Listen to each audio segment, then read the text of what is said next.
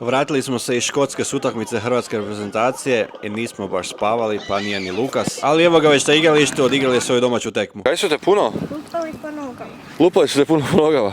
Bili su ovi jaki obrani, ja?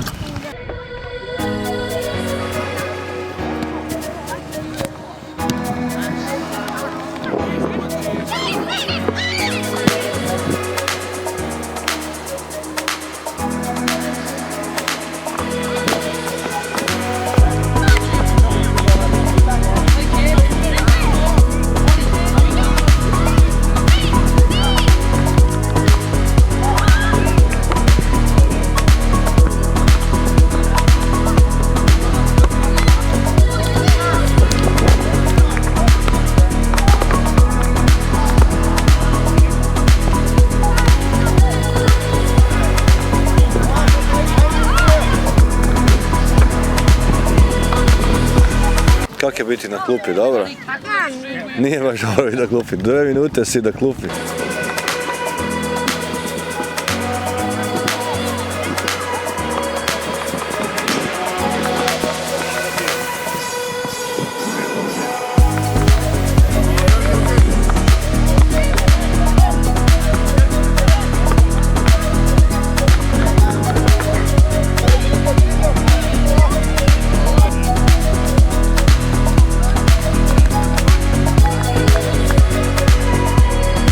Kaj su te puno? Lupali po nogama. Lupali su te puno po nogama.